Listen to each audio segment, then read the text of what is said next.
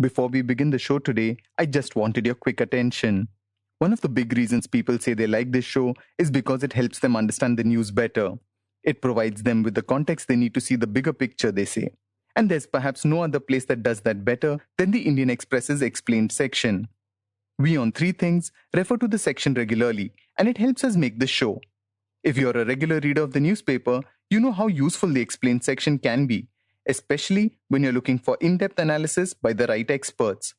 You can log into indianexpress.com/explained and access their coverage 24/7. And you can also subscribe to the newspaper and find a full Explained section from Monday to Saturday. Explained by the Indian Express, where news that matters is explained by experts who know the subject. Now, on with the show. Hi, I'm Arun George, and you're listening to Three Things, the Indian Express news show.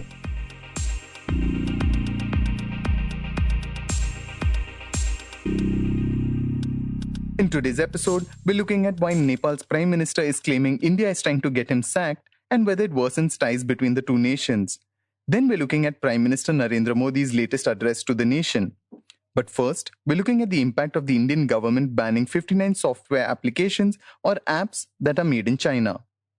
The Indian government announced the ban on 59 Chinese apps on Monday night, citing an emergent nature of threats from them. The apps included popular ones like TikTok, ShareIt, UC Browser, Club Factory, and Cam Scanner. The central government justified the decision, saying that it was taken based on information that these apps were engaged in activities that were prejudicial to the nation's sovereignty and integrity, defense, security, and public order.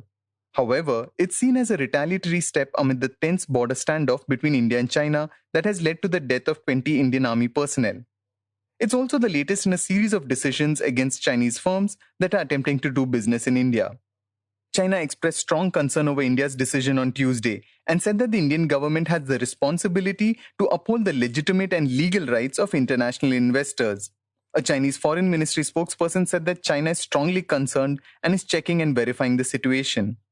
The spokesperson said that the Chinese government always asks Chinese businesses to abide by international rules, local laws, and regulations. The spokesperson said that the Indian government has the responsibility to uphold the legitimate and legal rights of international investors, including Chinese ones. The government of India made no further statement on the matter. We're now speaking with Nandagopal Rajan, who writes on technology and the internet for the Indian Express, about the fallout of the government's decision. So the biggest headline has been the ban on TikTok and UC Browser, but what are the other apps that have been banned and how popular are they? So TikTok and UZ Browser, very huge apps. But along with that, you also have something like ShareIt, which millions and millions of people in India use, to share content between phones and stuff. There is also Cam Scanner, which I think is the most popular scanning app in India. Now, the good thing for Indians is that these are not apps that cannot be replaced. There are good replacements for both. But the fact is that a lot of these are very popular apps. And maybe people who were actually clamoring for banning Chinese apps did not really realize that there are a lot of other apps which you maybe did not realize are Chinese apps. So it is not just about TikTok. A lot of the other apps are very popular apps that Indians use, and they will now have to basically look for a viable replacement. And, how does the government ban such an app? So does it mean that new users won't be able to join, or does it mean that existing users who have it on their devices won't be able to use it? So in under 12 hours of the ban notification being made public, the apps have been removed from Apple's App Store as well as Google Play Store. It's not very clear whether TikTok itself pulled down the app. Not all the apps have gone, but TikTok certainly has disappeared. Right? So the store can remove it, or the developer, which is ByteDance, which owns TikTok, can also pull it out. So it has happened in case of TikTok. It's out of both the things. Now, what can the government do? The government can send a notice to the platforms, which is Google and Apple, to remove it, which can easily be complied with. Usually there is a 24-hour or at the most it will take a week, but it can be removed from all Indian outlets. Now, the other way to do it is to send a message to all internet service providers saying that you cannot allow access to these apps. And this happened in the case of the porn sites, for instance, which the government has banned following a high court order. So you cannot basically access those sites sitting in India. A similar kind of a message which says that, hey, these apps have been removed because of a government order can pop up when you try to search for them or try to download them. The other thing that will happen is that even though these apps are not available, people who already have these apps will be able to continue to use them. For instance, TikTok, I tried today, is still working fine. So the feed itself has not been prevented. Government can ask the service providers to stop these feeds also. And most probably the apps themselves will stop services in India soon. And that's what happened by Tuesday evening. TikTok shut its service and had a message for users saying that it was trying to comply with the government's decision to ban 59 apps.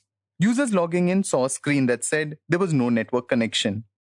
Now, a lot of these apps don't need an active internet connection, like Cam Scanner. Like, once you download it, it's an app that resides on your phone and does not need the internet connection. So these apps will be even more tougher to sort of police. So if you already have the app, you can continue using it. If you're desperate to continue using the app and don't have it, a lot of people will be sharing APKs via forums and P2P sharing. That will continue to happen, but they might not be able to access the internet, which they really don't need to. So you mentioned the porn ban, which is also in place in India, and the kind of challenges in implementing that. So we are going to see that all over again with these apps? Porn is a slightly different thing because they are web-based. Apps will need to reside somewhere. Third-party app stores, which are a big thing in China, are not really popular in India. So what has happened in case of the porn sites is that a lot of them have morphed. They have changed their URLs and are still available. If you are in those circles where you know what is the new URL, you know how to access it. Or people access it via VPN. In case of an app, that becomes slightly tricky. VPN is still, a lot of people use it, but it also means, do you have the desperation to use a TikTok via VPN? I'm not very sure, right? So people can continue to access these apps via multiple, methods. There will be skinned apps, which is actually a TikTok, which is selling off as something else coming onto the site, but the developer itself does not really benefit from having that. So I'm not sure how the apps will, do in this space. We need to see. Internet is a very innovative space. And these guys will come up with something for sure. And what is the law under which the government has banned these apps? It is Section 69A of the IT Act of 2000, which says that if an app does something in terms of privacy or data sovereignty, which sort of impacts national interest, then it can be taken off. And that is exactly the section under which it has been removed. And have you ever had any such instance in the past to kind of block apps and things like that? I think the section has been used in the past once with Xiaomi. I think there was some issue, but it's never gone to a full ban kind of thing as far as I remember, only because these are very popular apps and there is a context to why this is happening is that you get to know. Often there will be smaller apps which very few people use and maybe the government sees some unusual behavior happening and it gets banned. So you wouldn't really know about it all the time. So it has been used before. The section can be used with other subsections which does not imply national interest and is more to do with privacy. So I think GitHub was banned once. So it has happened before, but more in terms of websites than apps. Something like a TikTok has a large number of content creators or people with large followings. Are they already out of a job? Then you're saying basically they can continue to keep going, but it's vague on how long they can keep going? So what TikTok did last year is that it brought in advertisements to the Indian market and it shares the revenue with its content creators. And some of the content creators are very popular. They're even more popular than YouTube.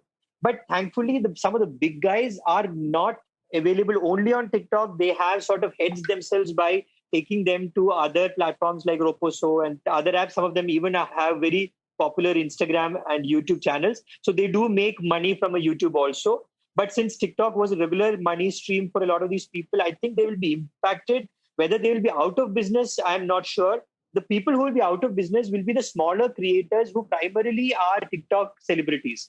And these are mostly young people from small town India. They might not have a viable alternative soon. But then, let's hope and Mitro or Chingari, which are the new Indian apps that are sort of trying to slip into that space, will be able to compensate them also. You mentioned Mitro, but wasn't Mitro banned from the Play Store recently? Yeah, but I think it's also made, it's fixed itself and it's come back. I think it crossed 10 million followers or something. But again, small operations compared to ByteDance, is one of the largest internet companies in the world. Interestingly, I was just seeing some data which said that ByteDance's revenue from India is only 0.03% of its overall revenue, which is about $5.3 million. Its overall revenue is, I think, about $12 or $13 billion. So for ByteDance itself, India is not such a significant market. And ByteDance has other products, mind you, and one of them is a very popular social media app called Hello, which has also been banned, which has about 40 million, 50 million users in India. So you mentioned Hello, but really, what are apps like Hello and Likey, and what are the reach that they have in India?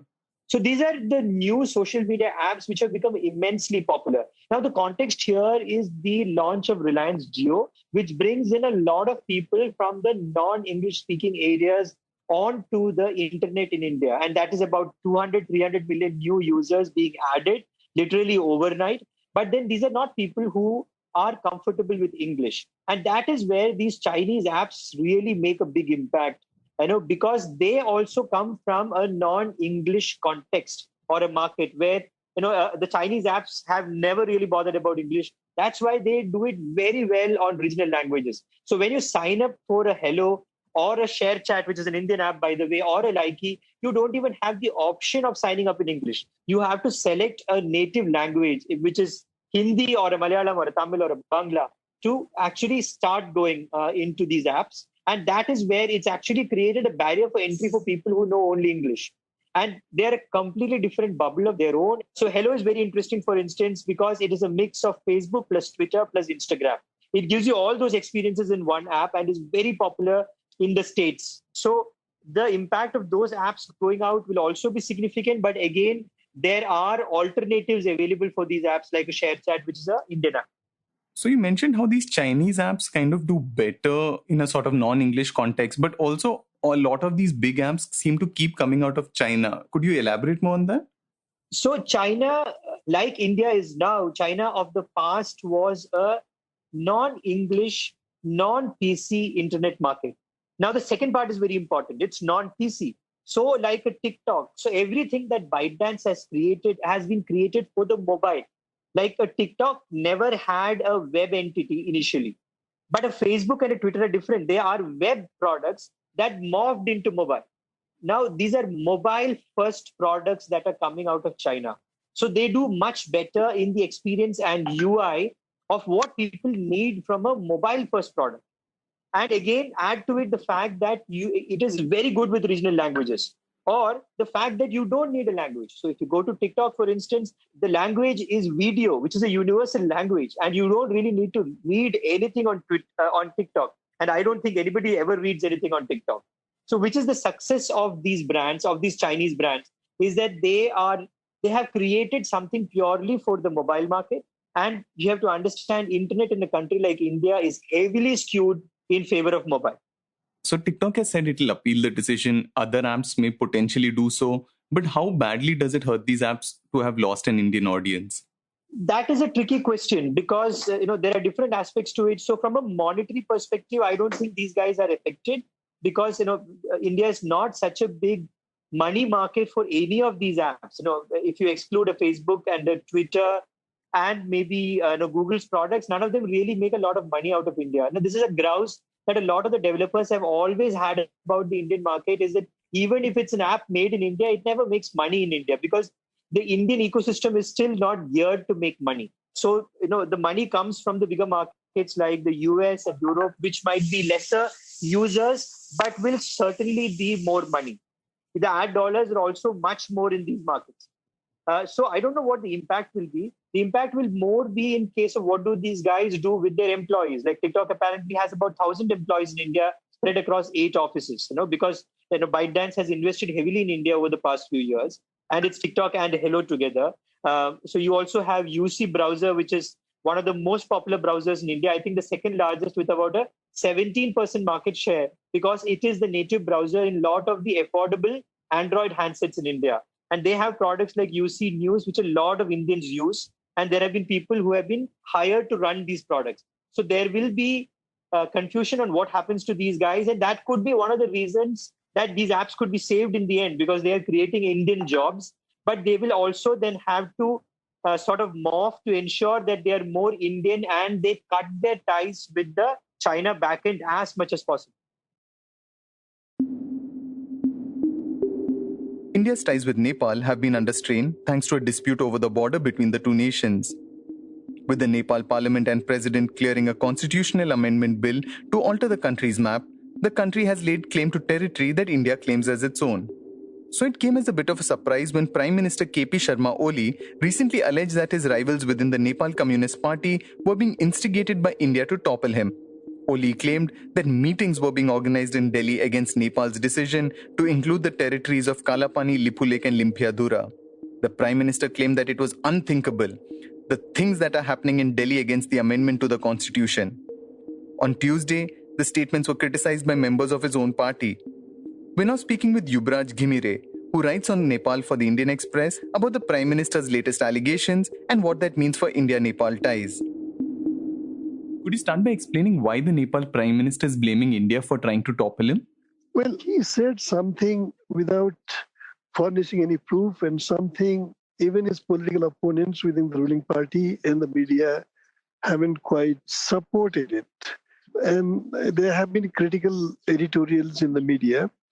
I think he probably realized that during the last election that was fought in 2017, in the wake of nearly 5-month-long blockade by India, there was an anti-India feeling, and that feeling, that sentiment across the country paid him politically. So he probably thought that, although the, relations with India, in a sense, they are at loggerheads on the issue of this border dispute, but situations are not as bad as they were in 2015. And Oli is also now facing a stiff opposition within the party. And there's a powerful standing committee meeting going on, which is likely to censor him for his failure as the prime minister as well as the chairman of the party. So to preempt that, to basically project himself as a political hero and a victim of conspiracies, internal, external, he said that. I'm saying internal because he also lumped his opponents within the party together with his allegation about India, making all attempts to topple his government. So that probably is that's why, one, he still believes that anti-Indianism works in his favor. Two, he can denounce his opponents within the party by projecting his collaborator with a foreign force, which is out to topple him. But it hasn't found much support, endorsement within the party and within the political spectrum in Nepal. So the last time you'd spoken of how all internal opposition within the Nepal Communist Party had been quelled with the help of the Chinese ambassador. How come there's been a sudden rise in opposition to Prime Minister Oli now? Well, that was May 1 when Chinese ambassador met with two opponents, senior opponents of the Nepal Communist Party who are for Oli's exit. This is Madhav Nepal and Pushpakamal Dahal Prachanda. So as we understand today, she told them that stability of the government is the best guarantee for Nepal-China cooperation and Nepal's prosperity. In a way, keep supporting him, and they honored her, appeal or whatever. But 2 months down the line, Oli is again, because that was not going to be a permanent kind of solution and guarantee of permanent survival. Oli has been, criticized within the party. There are cases of corruption. There are cases of inefficiency. There are cases of, mishandling of the pandemic. So all these factors, new factors have also come together. And that was, I think, a one-time appeal that the Chinese ambassador gave that may not be working all the time, always. Also, the Prime Minister struck a more conciliatory tone, saying that matters could still be resolved between India and Nepal even now. But has there really been any move on the part of the Nepal government to take things forward? Well, no, I think things stand where they are because Nepal government has written to the government of India way back in November, I think twice, that, let's talk it out and settle the issue through diplomatic channel. Government of India said after the pandemic, but then after Nepal government and parliament endorsed the new map and constitutional, brought about that constitutional amendment, the last statement from the government of India, the spokesperson of the MEA, was that our understanding of dialogue with Nepal have been violated, meaning, because you have brought these maps out. But we still think that, in principle, both sides have agreed to have a dialogue, and that would come around when the situation eases out. I don't think, any side would be opposed to dialogue. But whether India, after Oli has, leveled all these sweeping allegations and all that, will be comfortable talking to a government where so much distrust is. That is a matter of speculation. But I think, both sides will come to the negotiation table. That's the suggestion coming from Indian diplomatic corps, retired and all that also. But let's see, after all these utterances, how comfortable India would be feel to talk to his government. But as you mentioned earlier as well, Prime Minister Oli's kind of relied on a sort of anti-India sentiment to keep him going in some senses, right? So is this part of that larger design, or does this stand out in any way for you? I don't think it's part of larger design. Nepal has its neighbors, India and China, who at times, cooperate on international and neighborly matters. But situation is very, very different. Even India, China's, this tension heightening. But I don't think, Nepalese politicians realize or want that Nepal should, clearly align with this country against another and benefit out of that situation. Yes, Oli personally has been a beneficiary because of, that blockade I told you. And maybe he thought this is another time to reap the nationalist sentiment in favor of the party and in his own favor. If that is calculation, that would be wrong. At the same time, because Nepalese want that there should be peace in this region, India and China. I think only when he said that India is out to topple, nobody took it seriously. They are saying that you must furnish the proof, or if you think Indian embassy was too active and taking interest in Nepal's internal politics, which goes against the Vienna Convention, you have got all the right to, take suitable action.